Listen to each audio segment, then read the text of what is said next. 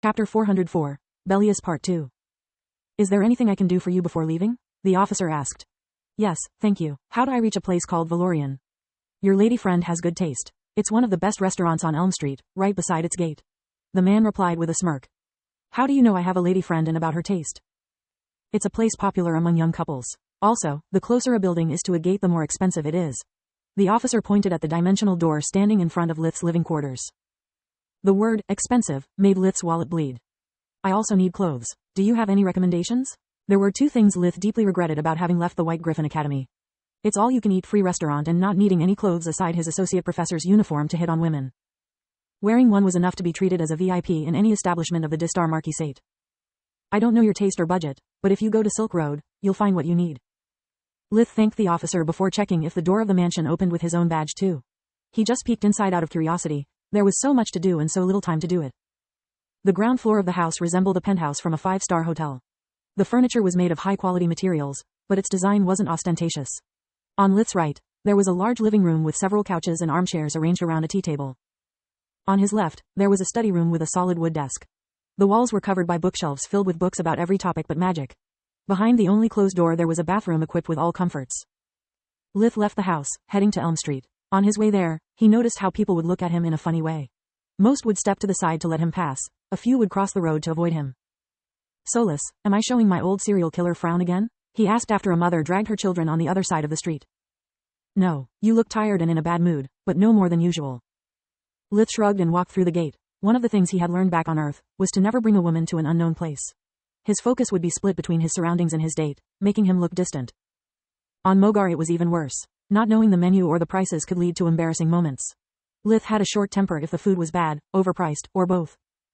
The Valorian was on the ground floor, its door open. The receptionist was a middle-aged man in livery with black receding hair. Is there something wrong, Ranger? The man started sweating bullets at Lith's appearance. No, I just heard about this place and I would like to take a look if it's not a bother. All the members of the King's army are welcome here. The man sighed in relief while dabbing the sweat with his handkerchief. According to the tag on the breast pocket, his name was Xylo. After scouting the place, Lith asked for a menu. As he feared, he knew very few dishes and the ingredients weren't listed along with their names. Xylo helped him decipher the menu and even suggested some specialties that a man from the south was bound to enjoy. Is there a dress code for the restaurant? Lith was happy to have come alone first. Despite Floria's best efforts, he was still a cheapskate. Based on the receptionist's embarrassment, the prices had made Lith's poker face crumble more than once. None, but our customers would surely appreciate the lack of uniforms in the room. Meaning? Feeling disrespected, Lith's expression turned stone cold. I'm sorry, it came out wrong. You are a foreigner, sir, so you are unaware of our customs. Belius is surrounded by enemies which makes us quite nervous. Seeing a soldier usually means troubles. Spies, terrorists, a lost city out of control. Only the gods know how many emergencies happen each year, hence your uniform would ruin everyone's mood. Lith understood why earlier the people looked so scared and flexed his shoulders. His clothes shape shifted into his gala suit. The only other clothes stored in the skinwalker armor were those he wore back in Lucia. It was better to be overdressed than looking like a country bumpkin.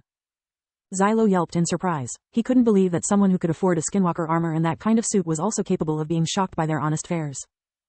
Lith went to the Silk Road, ordering a few tailor-made suits, jackets, and shirts. He then rented a few clothes to put together a smart casual suit for the evening. Thanks to the armor, they would look like they were tailor-made anyway. Gorgon Empire, Ligan Quarters. Are you sure about it? Ligan asked. After hearing Tyrus's story about the events unfolded in Kateria, he now regretted missing the show. As sure as the sun will rise again tomorrow, she replied. The anomaly used dragonfire twice. If he keeps passing his world tribulations, you'll have to change your title to Father of Most Dragons. Like I care, he scoffed at the idea. Imitation is the sincerest form of flattery that mediocrity can pay to greatness. It's you who should be worried. A single country is too small for two guardians. I'm not going to kill him just because of what he could become. Tyrus shook her head. Even if that could mean the end of the Griffin Kingdom, when two guardians fight, maps get redrawn. She completed the ancient proverb for him. He may be a piece of work, but I believe Mogar chose him for a reason. I will not stand in the way of change. Besides, we have a date tomorrow. Who knows, maybe we'll reach a compromise.